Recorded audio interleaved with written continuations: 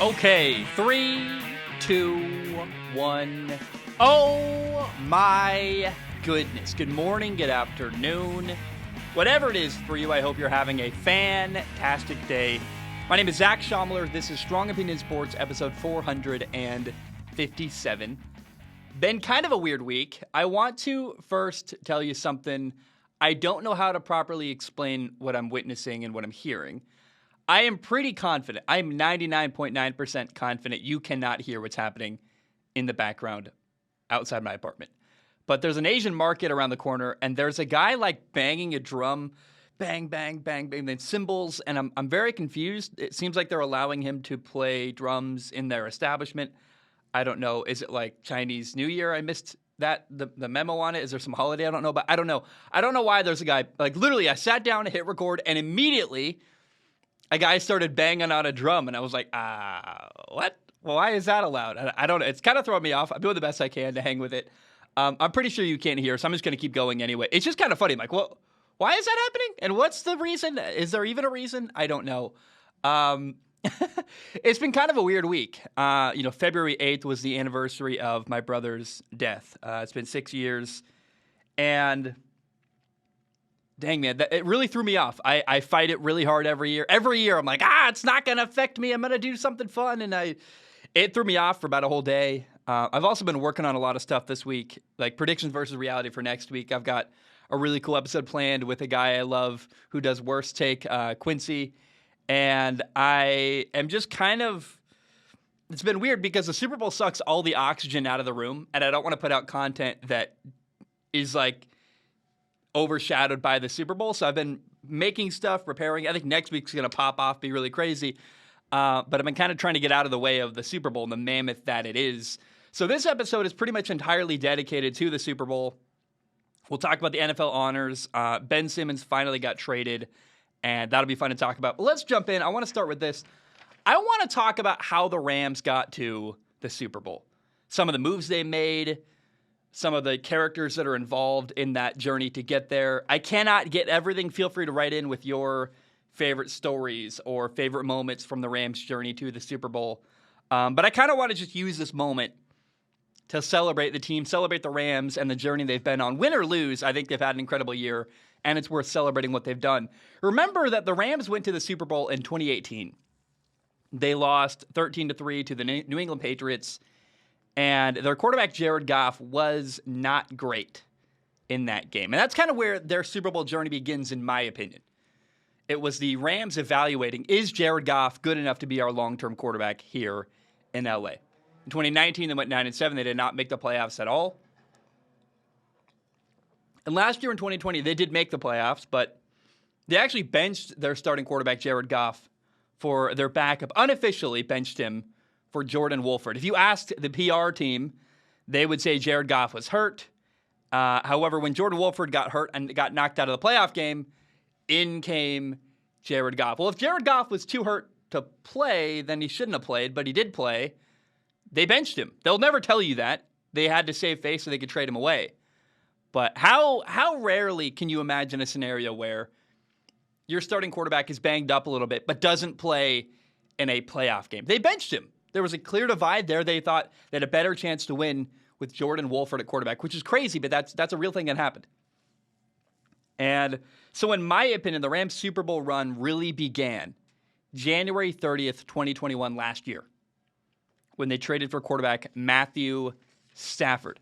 The Rams gave up Jared Goff, their quarterback, 2 first-round picks for 2022 and 2023, and a third-round pick to get Matthew Stafford, their new starting quarterback. And Stafford is a guy, that's why the Super Bowl is so cool, because whether Joe Burrow wins and the Bengals win or the Rams and Matthew Stafford win, it's a cool story either way. Matthew Stafford spent 12 years in Detroit with the Lions, had 0 playoff wins in that time.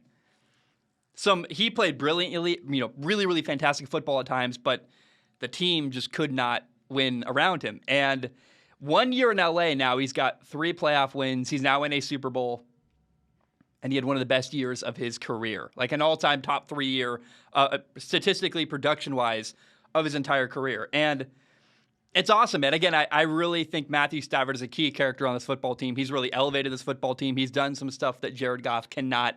I've been critical of the guy at times, but I don't want my criticism of him to be mistaken for a lack of respect or understanding that without Matthew Stafford, the Rams would not be here at all in this moment. Now, there's kind of a weird story from this year.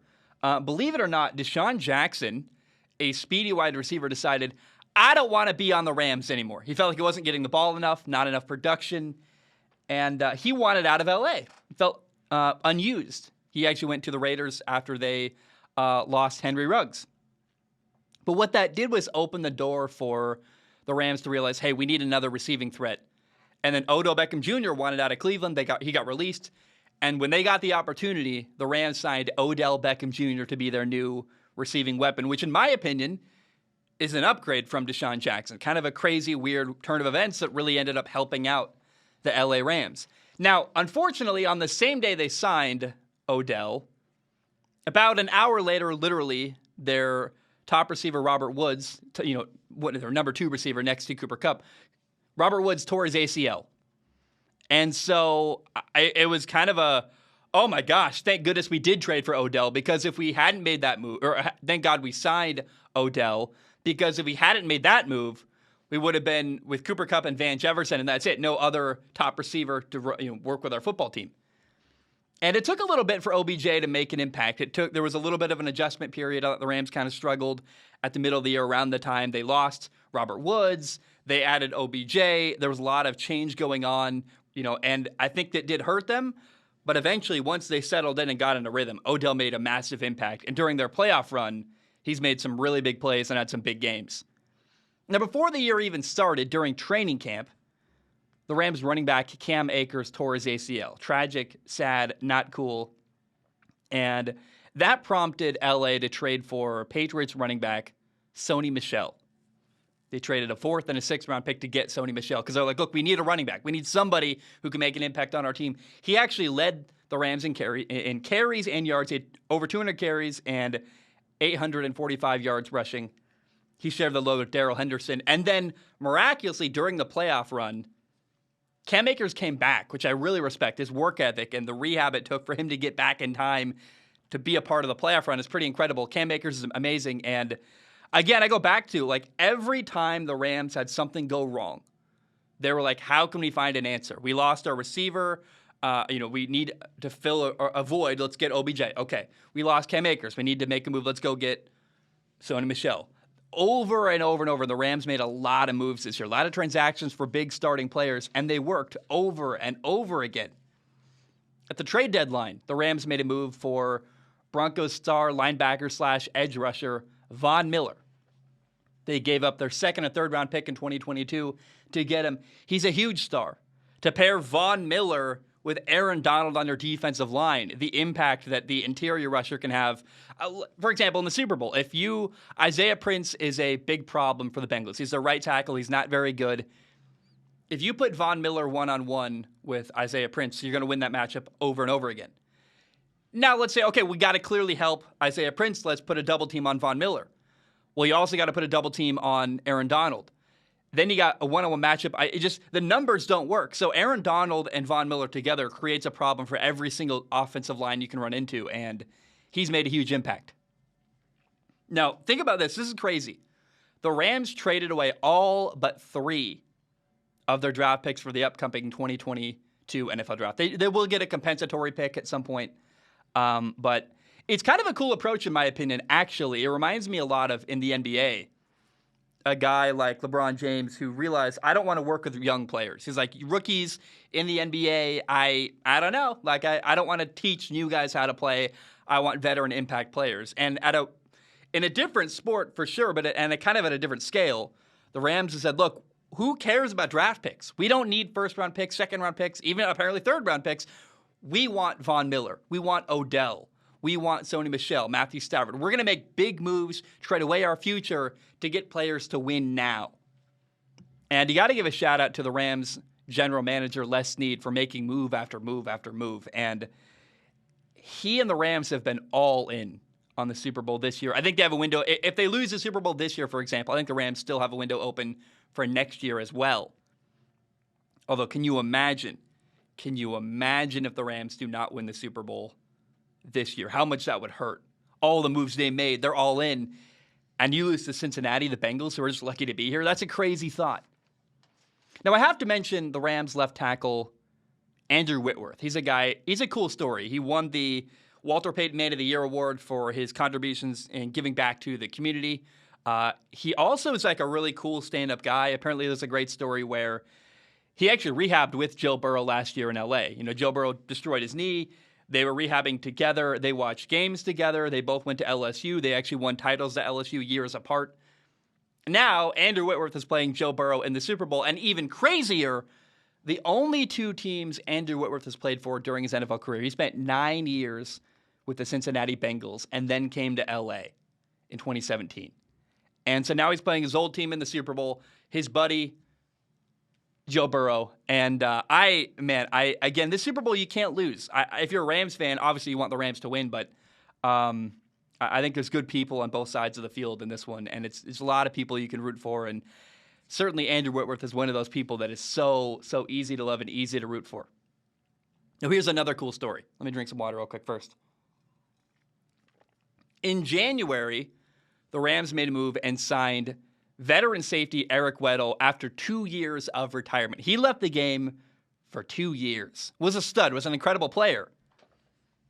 But what's incredible is after 2 years away from the game, he came back in shape, prepared, and played really good. He's ready to go. In fact, in the Super Bowl, he will be the Rams' defensive play caller, which to not have been on the team in December, to be now calling plays on defense in the Super Bowl is an incredible turn of events. And another guy, I love Andrew Whitworth. I love Eric Weddle. There's so many people that are easy to root for the Rams in the Super Bowl. Matthew Stafford, for him to get a Super Bowl would be so meaningful to him because he's a guy that I think is on the edge of maybe a Hall of Fame career. And if Stafford wins a Super Bowl here, that pushes him over the top towards a potential Hall of Fame finish for his career.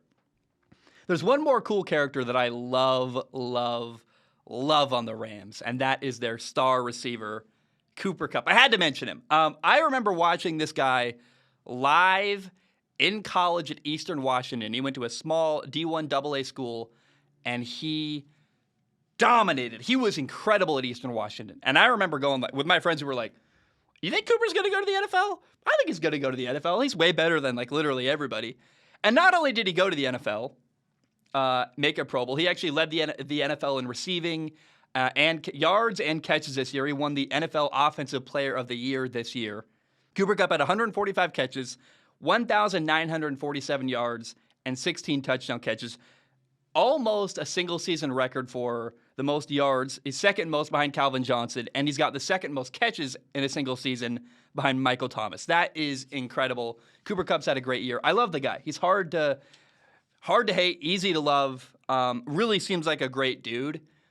And on top of that, you have to really admire and respect how quickly Cooper Kupp developed chemistry with his new starting quarterback, Matthew Stafford. It's pretty unreal the way they got on the same page so quickly and shredded the NFL week after week after week, game after game.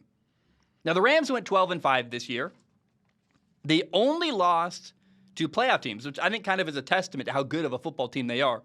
Their only losses this year came to Arizona, Tennessee, Green Bay, and they lost to the 49ers 2 times, which is just, again, from the beginning, the Rams have been a Super Bowl favorite and a team that everybody's been like, oh, this team, if they put it together, they could make a run. They're really, really good. And they've been good all year.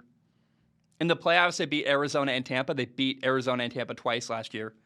And then in the NFC title game, LA beat the 49ers for the first time in 3 years to go to the Super Bowl. So that is how the Rams got here. They traded for Matthew Stafford. They made move after move after move. They had a great year. And I just think there are so many people on this Rams team that are easy to root for, including their head coach, Sean McVay. I love their head coach. He would be, I believe, the youngest head coach ever to win a Super Bowl if he wins on Sunday. And I don't know, man. No matter what prediction I make in this Super Bowl, I just want people to know that I will be happy no matter who wins because I really, really have enjoyed the Rams this year. I respect what they've done. And they've got so many people, Eric Weddle, Andrew Whitworth, Matthew Stafford, Cooper Kupp, OBJ, Jalen Ramsey. I didn't even talk about him. Aaron Donald, so many people that are not only stars, but also are people that are entertaining and fun to root for. And if the Rams win, I will not be disappointed. And they've got a lot of people that I've really enjoyed rooting for and watching this year in the NFL. All right.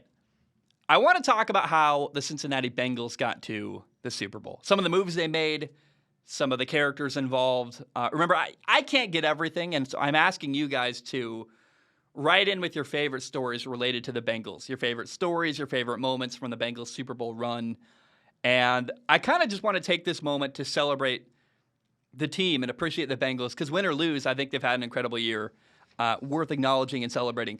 The Bengals Super Bowl journey began during the 2020 NFL Draft, when they drafted Joe Burrow number 1 overall. Now he's in his second title game in 3 years. In the 2019 season, he won the College Football National Championship. And here in the 2021 NFL season, he's now in a Super Bowl. 1 year in between, one bad year with an injury in between, 2 potential championships in 3 years, which is just incredible. Like, what? And it's undeniable that Joe Burrow has turned Cincinnati around, which is very, very cool. I love Joe Burrow. I was not confident he could do that. And he has. He's got them not only... I remember when they drafted him, I was like, well, maybe he'll win a playoff game eventually. No, he won 3 in year 2. Now he's in a Super Bowl. That's incredible. It's a really cool story. And I think now that Tom Brady has retired, my new favorite quarterback in the NFL is going to have to be Joe Burrow. I love the guy. I really admire him. I respect him, his work ethic, his swagger, the way he carries himself. You can learn a lot about how to be a person by watching Joe Burrow. His confidence, his work ethic, his drive, his leadership, his camaraderie with his teammates. There's a lot you can look at Joe Burrow and go, as a man, as a human, as a coworker, as a boss, as an employee, whatever, you can learn a lot by watching how Joe Burrow carries himself and the way and the things he does as a quarterback. I want to give credit to Cincinnati and the Bengals organization for 2 things. Number one, they stuck with their head coach, Zach Taylor, when, in 2019 they went 2-14. Last year in 2020 they went 4-11-1. That's 2 bad years in a row. And, when you're seeing NFL teams, we saw David Culley get axed after 1 year, and I thought he overachieved. I mean, in the NFL, your job is never guaranteed. And the fact that Cincinnati stuck with Zach Taylor even after 2 bad years and has been rewarded with a Super Bowl appearance is very, very cool to me. And it makes me happy for Zach Taylor, because I hate seeing people fired in the NFL. Even people that are bad, I still have a twinge of sadness for them and their family. Remember, Zach Taylor was actually the Rams quarterback coach before becoming the Bengals head coach. He worked under Rams head coach Sean McVay. And the second thing I want to give credit to the Bengals for is the shift in management. Mike Brown, their owner, has gotten older. And as he's gotten older, he's given more and more power to his daughter, Katie Blackburn. Has got a badass name. She married Troy Blackburn. Awesome for them. And Katie Blackburn, alongside the director of player personnel, Duke Tobin, are the 2 people running the Bengals organization. And they've done a really impressive job. They've made some key moves. The biggest thing they did, other than draft Joe Burrow and then one other draft pick we'll talk about in a moment, they really built the Bengals' defensive line. They gave Sam Hubbard a big 4-year, $40 million contract extension, investing in the defensive line. They signed Trey Hendrickson in free agency. They poached him from New Orleans, gave him a $60 million deal. Both of those guys got a lot of pressure on opposing quarterbacks. They signed DJ Reader, a defensive tackle, to a 4-year, $53 million deal. He had a huge game against the Titans in the playoffs. So their defensive line, D-tackle, defensive ends, have been solidified in Cincinnati. They brought in Larry Ogunjobi, and when he got hurt, B.J. Hill stepped up. And B.J. Hill is a guy who has quietly been a really, really great move made by the Cincinnati Bengals. In training camp, they traded for B.J. Hill for a 3rd-round pick. And B.J. Hill came in from the Giants. And when Larry Ogunjobi got hurt, he really stepped up in the playoffs. And he had 10 tackles. DJ Reader had 11 during this playoff run. And the interior defensive line with DJ Reader and B.J. Hill has been fantastic. DJ and B.J. have done a great job. And that's a quiet little move that I think a lot of people haven't given Cincinnati a lot of credit for, which is making that move to get a key player, B.J. Hill. And I always say, if I was a general manager, my first thing to do would be to invest in my offensive and defensive line. I don't care who your quarterback is. I don't care who your receivers are. If you don't have a good offensive and defensive line, it's really, really hard to win in the NFL. And while Cincinnati still, in my opinion, needs to invest in their offensive line, I've got problems and concerns there. They did invest in their defensive line, and hey, shout out to them. This Bengals team really reminds me of the 2007 Giants team that beat the Patriots in the Super Bowl. They're a team that wasn't expected to be here. They've got a good defensive line. They got hot at the end of the year, kind of at the right time, and I think they can beat anybody. And I really am hopeful that this could be the year for the Cincinnati Bengals. Now, the other big draft pick the Bengals made, in the 2021 NFL Draft, they picked Ja'Marr Chase, a receiver, number 5 overall, and he has made a massive impact. As a rookie, he had 81 catches, 1,455 yards, 13 touchdowns. And the one thing I knew that Ja'Marr Chase is going to be a great player. I did not expect him to be a guy that would lead to more wins in Cincinnati. And he did that multiple times this year, like big games, big catches, and I thought had a massive impact on Cincinnati's season. And I've loved watching him. I've been impressed by him. Another guy they drafted he's a rookie this year as well. They picked kicker Evan McPherson in the 5th round out of Florida. He has been perfect during the postseason. 12 for 12 kicking field goals, long, big, important kicks, game-winning kicks, 2 game winners against Tennessee and then 1 against Kansas City. Evan McPherson has been perfect during the postseason, and drafting him was a genius move by the Cincinnati Bengals. And a lot of people at the time were like, "You're drafting a kicker in the 5th round? Why are you doing that?" No. It's paid off. Hey, that's a move you got to celebrate if you're Cincinnati. Now there are 3 cool characters I want to mention. Tyler Boyd is a guy who was drafted by Cincinnati in 2016. That's a lot of years in a row of losing football. Bad year after bad year after bad year. This is the first ever winning season Tyler Boyd has ever had since he was drafted. So good for him sticking around, and it's cool to see a guy like Tyler Boyd finally having success in the NFL. Like, oh, yes, you're winning. You've worked so hard for this moment, and it's cool to see that. I also want to give a shout out to tight end, and I always struggle with his name. I think it's like Umama, CJ Uzama. CJ Uzama, the Bengals tight end, really a very good player down the seam. He's a guy who many times this year when Joe Burrow needs a completion, it's either Ja'Marr Chase or regularly CJ Uzama, who beats the blitz and is often there as an outlet over the middle. And I think it's been great for Joe Burrow. He's really elevating his game this year. And he was also drafted 2015 by the Bengals. He had 1 winning season, I believe, in 2015. After that, it's been a lot of bad years. And he said something really cool that I loved. He mentioned my favorite food in the world. My 2 favorite foods in the world are Loco Moco, which is actually rice, hamburger patty, egg, and gravy on top of each other. You get that out here in Hawaii. And then in Cincinnati, you have Skyline Chili, which is spaghetti, chili, and cheese. That's a 3-way. If you get a 4-way, you get onions on it. I love a 3-way. And there's a great joke in there that I'm not going to say. I've even have a shirt that says I love a 3-way, which is actually a Cincinnati Skyline Chili shirt. But CJ Uzama said that if the Bengals win the Super Bowl, he will jump into a vat, take a bath in Skyline Chili. I love that. I wish I could trade places with him. That sounds amazing. And for that reason alone, I am rooting for the Bengals to win the Super Bowl. I also want to give a shout out to T. Higgins, who was drafted alongside Joe Burrow in 2020. He actually won a college football national title the year before Joe Burrow did. He's another winner. I love him. He's awesome. Easy to root for. Made a lot of great catches during his rookie year, and this year has been a great number 2 alongside Ja'Marr Chase. Now, T. Higgins, Tyler Boyd, CJ Uzama, one of these guys is going to have to step up in the Super Bowl. My money's on CJ Uzama. But it could be T. Higgins, it could be Tyler Boyd. One of these guys is going to have to great game because they're going to match up one-on-one between Ja'Marr Chase and Jalen Ramsey. And while I think Ja'Marr Chase is actually going to win that matchup, I still am looking for which other guy in the Bengals receiving corps is going to step up and have a great game. Now, the Bengals did not have quite the amazing year that the Rams did. The Bengals went 10-7.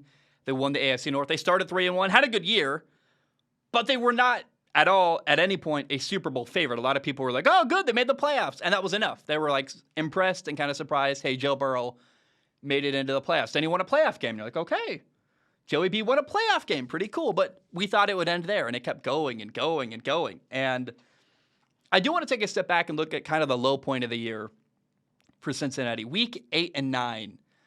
The Bengals lost on the road to the Jets. Never forget that. They lost to the Jets.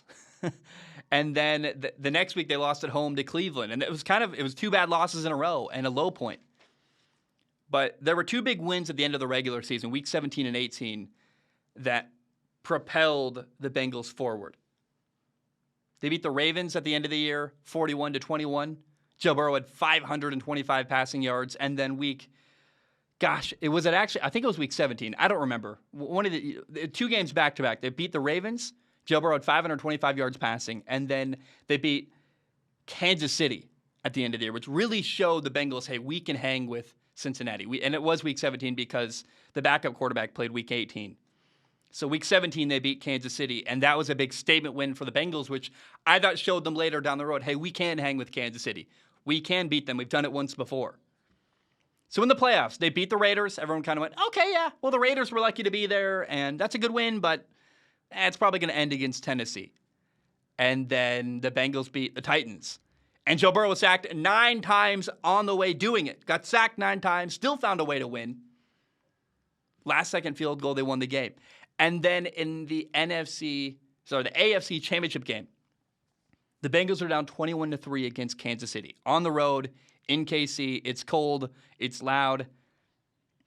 And Joe Burrow and the Bengals found a way to win in overtime, 27-24. It's incredible. And the run they've been on is awesome. And I've so very much enjoyed the run they've had in Cincinnati. I love Joe Burrow. I love what they're doing. I was totally wrong about the year they had, but I've said that over and over again. I don't need to keep saying that. It's just been so fun. Win or lose, I'm impressed with them. I actually think the Bengals are going to win the Super Bowl. I think that when it comes down to you need to win one football game, which quarterback do you want? I want Joe Burrow. Of all the quarterbacks in the NFL right now, Joe Burrow is the guy I would want to win me one football game. And I think magic's in the air, man. I really believe in the Bengals. I think they're going to win a Super Bowl on Sunday.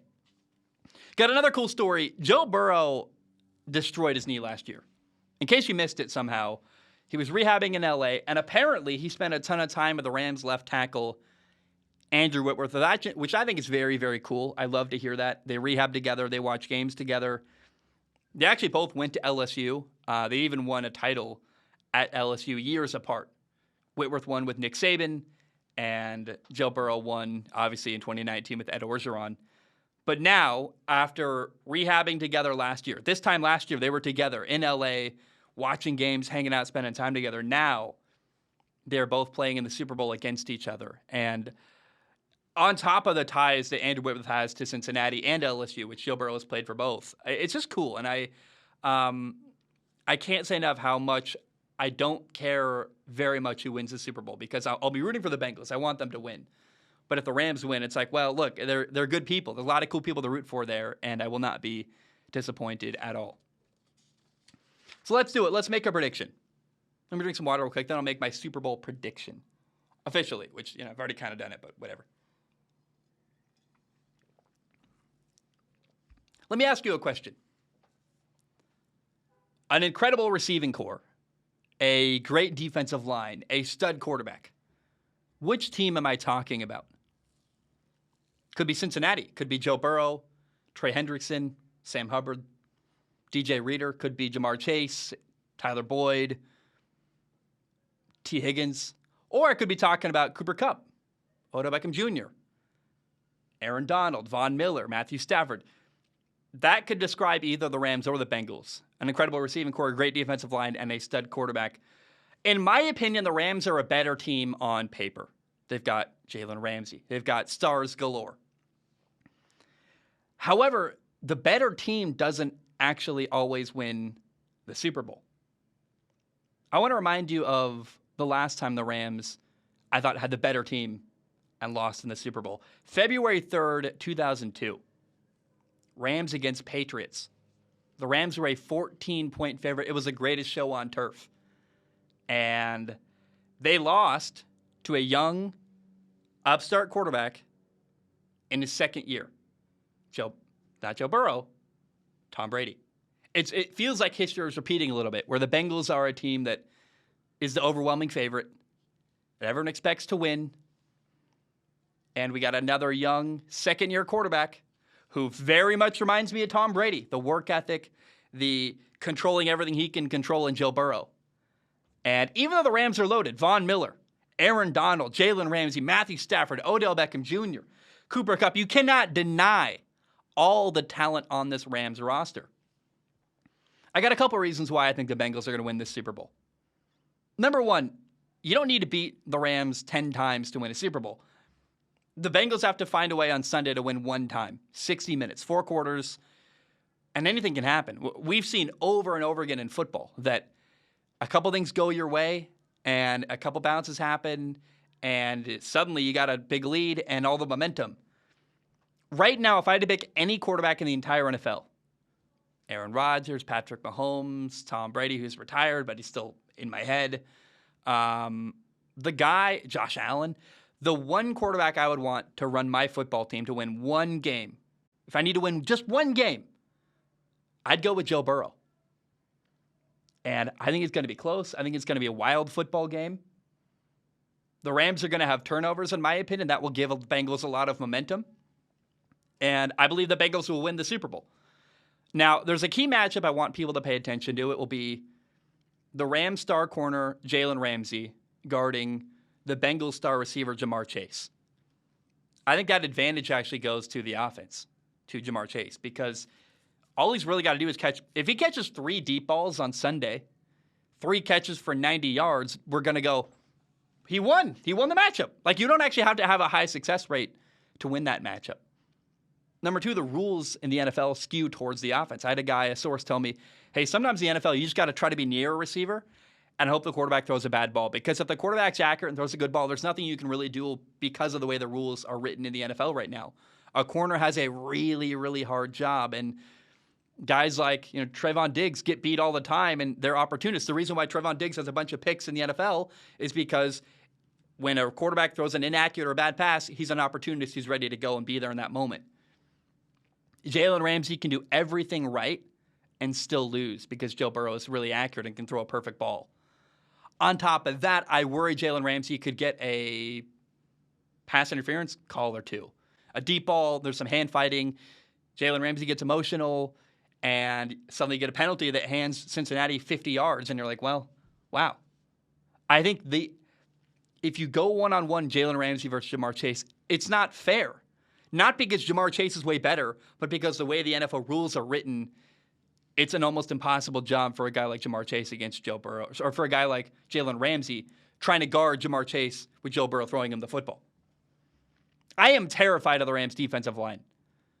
Aaron Donald and Von Miller against the Bengals' offensive line cause a big problem. The right tackle for Cincinnati, Isaiah Prince, is a massive weakness. And if I were the Rams, I would line up Von Miller on him one-on-one every single time and then force Cincinnati to have to double-team Von Miller. Then you got to double-team Von Miller and Aaron Donald, which really hurts you against the other 2 guys on the defensive line. It's a mess. It's not good. I don't know how exactly the Bengals are going to guard Aaron Donald and Von Miller. What I do know is that Joe Burrow won a football game when he got sacked 9 times in one game against Tennessee. He's also a wizard at avoiding sacks and keeping plays alive and being slippery and kind of escaping a sack here and there. I watched Chris Jones try to sack Joe Burrow twice in one play and fail against Kansas City. Now, something to watch, I think, in my opinion, is how does Matthew Stafford handle the moment? Is he nervous early? Is he nervous late? I think Matthew Stafford's a gamer, and as the game goes on, I think he'll settle in and get more and more comfortable. I worry about him being nervous early on. It's a huge moment. I think Joe Burrow has shown a propensity to handle a big moment before. I've actually never seen Matthew Stafford really have to play in a big game. In the entire time he's in Detroit, he won games, but no one's watching that game. How does he handle all the lights? I saw Joe Burrow light it up 2 years ago in 2019 in front of a massive crowd, all the attention, and ESPN simulcast or whatever in the national title. I know Joe Burrow can handle the moment. How does Matthew Stafford handle this really big moment? Probably well, but if anybody's going to have nerves, weirdly enough, it probably will be Matthew Stafford, not Joe Burrow. And if you have a slow start on offense for LA, for the Rams, I think you're handing Cincinnati a lot of momentum. And in my opinion, the Rams are a better team. The Rams are a team that should win by 17 points. I don't think they're going to do that. I think the Rams are going to allow Cincinnati to hang around, and that is really, really dangerous. Do you give Joe Burrow a glimmer of hope? their great kicker, Evan Mcpherson. I would not at all. If I'm the Rams, you got to step on their neck and you got to crush them. You cannot allow Cincinnati to hang around. And remember, all the pressure's on LA. This is the most important thing I'm going to say in this whole segment. Psychologically, LA traded for Matthew Stafford. He's here to win a Super Bowl. Easy to say, hard to do in the moment. To feel the weight of a city, the weight of, hey, my team traded a quarterback and 2 first-round picks to get me. Traded for Sony Michel. Signed Odell. Signed Eric Weddle. Traded for Von Miller. Made move after move after move to try to get to this moment. We mortgaged our future. The Rams do not have draft picks in the future at all. They're all in on this moment. And you're playing in your home stadium, which sounds great, but I think actually adds another level of expectation. The Rams have to win this Super Bowl. You're playing at home. The pressure is all on LA. Cincinnati has nothing to lose. They shouldn't even be here. And that, to me, I think is a massive advantage in favor of Cincinnati. That is why Cincinnati will win this Super Bowl. The Rams are going to be pressing. All the pressure is on them. Joe Cool can come in, no pressure, nothing to lose. He's played in big games before. Joe Burrow's played his best in big moments. And I just think Joe Burrow and the Cincinnati Bengals, despite the fact that they're not the better team, despite the fact that no one's going to pick them, I believe the Bengals are going to win the Super Bowl on Sunday. And for every reason I just said, that is why. Okay. Let's shift gears to the NFL honors. We just had the NFL honors. Aaron Rodgers, the Packers quarterback, won the NFL MVP. Cooper Kupp, the Rams wide receiver, won the Offensive Player of the Year. TJ Watt, Steelers edge rusher, won Defensive Player of the Year. The Offensive Rookie of the Year went to Bengals star receiver Jamar Chase. Jamar Chase, well-deserved. Jamar Chase had, 81 catches for 1,455 yards and 13 touchdowns. Cooper Kupp, by the way, Offensive Player of the Year, 145 catches, 1,947 yards and 16 touchdowns. Micah Parsons had an incredible year. Defensive Rookie of the Year, Cowboys linebacker. 13 sacks, 64 tackles, 3 forced fumbles. Micah Parsons did everything this year. It's pretty incredible. I thought he was probably runner-up for Defensive Player of the Year as well because he had to play coverage. He had to get after the quarterback. He had to play the run game. He did everything. Everything you asked of him, Micah Parsons not only did well, he dominated. Now, the reason why TJ Watt won is because TJ Watt led the NFL in sacks. He had 22 sacks this year. Awesome. Fair enough. Win the award. Mike Frable won the NFL Coach of the Year. Remember, they lost Derrick Henry midseason, found a way to adjust to winning without him. That's a huge loss. I respect what they did. I think that's a good win in my opinion. Joe Burrow, the Bengals quarterback, won the Comeback Player of the Year after destroying his knee last year. And then I think the biggest, most cool award in my opinion was the Walter Payton Man of the Year award went to Rams left tackle Andrew Whitworth for his efforts giving back to the community. Go listen to the speech Andrew Whitworth gave about meeting a young kid years ago and then meeting him again now, this year. And I'm not going to ruin it. Just go listen to the speech. It's really beautiful and very, very cool. So there's really no controversy here. I think every award I pretty much agree with. The only one I don't disagree with this award. Let's be clear. And it's unfortunately very political. It's unfortunately also, if I even say anything negative, people think I'm attacking the guy or hate the guy or something. I thought Aaron Rodgers winning the NFL MVP was a bit, suspect is a word, a bit. It was definitely one that it's the most controversial award that was won on the night. I thought Cooper Kupp probably should have won the award. Aaron Rodgers won the award literally last year. So not that I'm trying to be the guy who's like, yeah, everyone needs a chance, but like I would have liked to see Cooper Kupp or somebody who's not a quarterback win that award. I really was hoping that it would be a non-quarterback this year who would win the NFL MVP. On top of that, Aaron did not win, Aaron didn't lead the NFL in any passing category other than QBR. Like Tom Brady threw for 1,200 yards more than Aaron Rodgers. Tom Brady had more passing touchdowns, more yards. Like, it's kind of weird. I'm like, huh. Well, I would love to know why Aaron was decided to win the award. He had a great year. I'm not trying to take away from Aaron. But what's the rationale here? I'm fine with it. I'm not attacking it. I don't think it's an atrocious, horrible pick. But it's the second year in a row. He also didn't have, like, the best year for a quarterback in the NFL, in my opinion. He played great, though. Like, I made a video even about how incredible he is and how amazing Aaron Rodgers is. I wonder if some of it is... Is there any politics here happening? I don't know. I just think we need to have a separate quarterback award, like the best quarterback of the year, and then everyone else. And I think having MVP at all is kind of dumb, because how can you possibly compare the impact of a receiver to a quarterback or a running back or a defensive end or a left tackle? It's really not. You can't compare quarterback to anything else. So it's always going to be won by a quarterback. No one's won an MVP award that wasn't a quarterback since Adrian Peterson won it years and years ago. So I don't know. I would have liked to see Cooper Kupp win. It's his second one in a row. It's number 4 for him.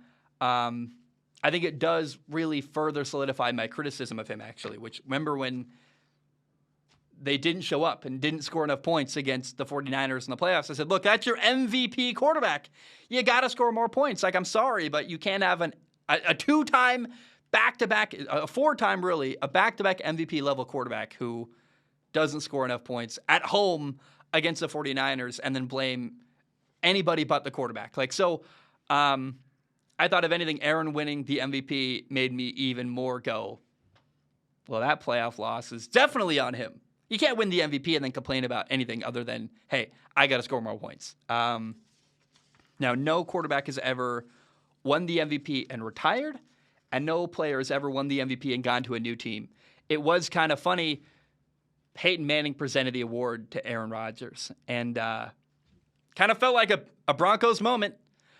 The Denver Broncos were like, hey, that's our new starting quarterback. We got our old quarterback handing an award to our new starting quarterback. That was kind of fun, kind of cool.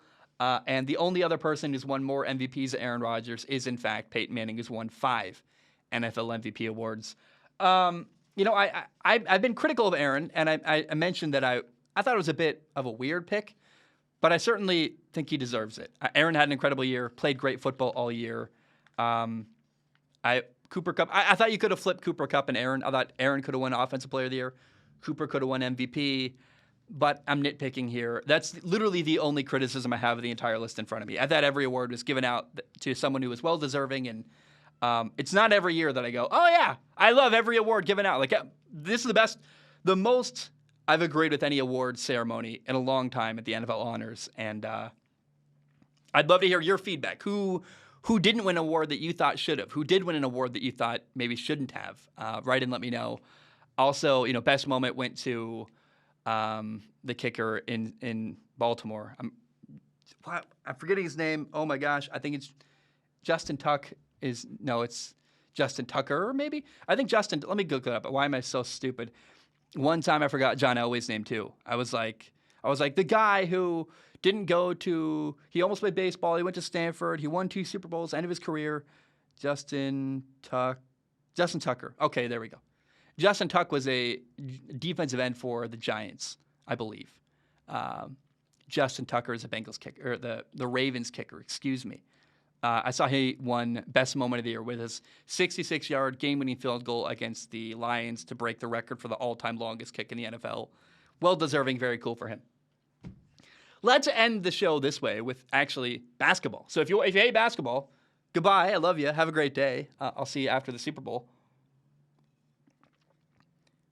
The Philadelphia 76ers found a way to get rid of Ben Simmons. The Nets and the 76ers just made a trade. Philly gets James Harden. And the Brooklyn Nets get Ben Simmons, Seth Curry, Andre Drummond, and 2 first-round picks. And I want to take a moment here, first of all, to say that the Nets' big 3, James Harden, Kyrie Irving, and Kevin Durant, they never won a title. They came, they went, it was short-lived, and it didn't work. And I told you it wouldn't. I don't gloat very often, but when I came out and made a video saying that, hey, this 3 is not going to work, people are like, oh, you don't know basketball. You're an idiot. I don't know basketball that well. I acknowledge that. But even I could see that those 3 personalities were not going to work together for the Brooklyn Nets. It's not 2K. You can't just throw people together and expect them to work. And it didn't work at all.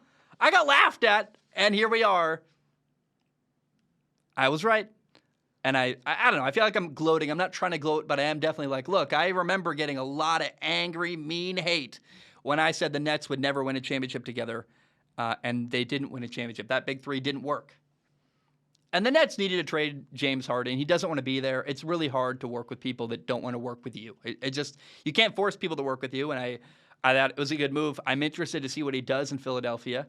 I don't know how the Nets are really going to benefit too much. Like, Ben Simmons is a guy who cannot shoot still.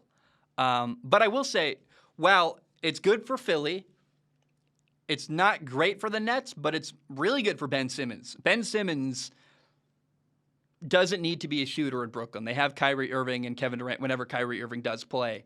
And so as far as Ben Simmons' career, it's kind of a best-case scenario where he's going to have Steph Curry to throw the ball to, who can shoot. He's going to have Kevin Durant, Kyrie Irving on certain nights. Like, I think it's actually a great situation for Ben Simmons to walk into. And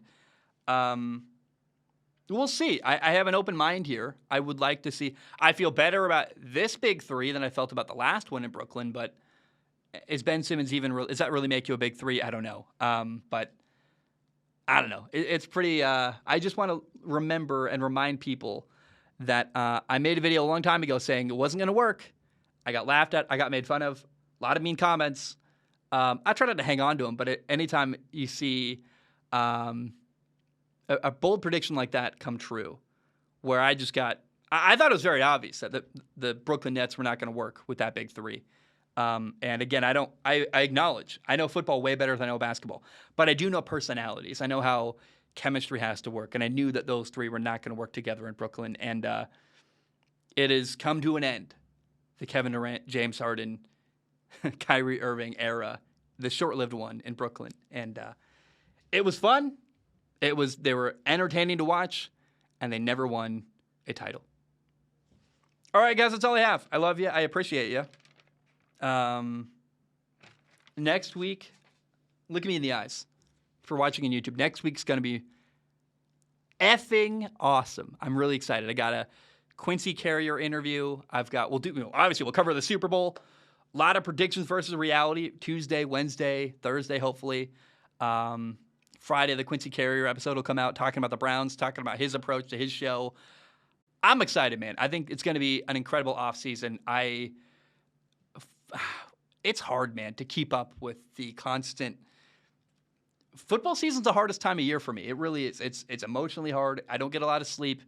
I'm very excited for the offseason, actually. I'm excited to do film analysis. I'm excited to dive headfirst into a lot of great content. And it all begins next week, starting Monday, with coverage of the Super Bowl. I love you. I appreciate you. I am so excited for this offseason. I think it's going to be hopefully the biggest offseason we've had in a long time as a show. And I love you. I appreciate you.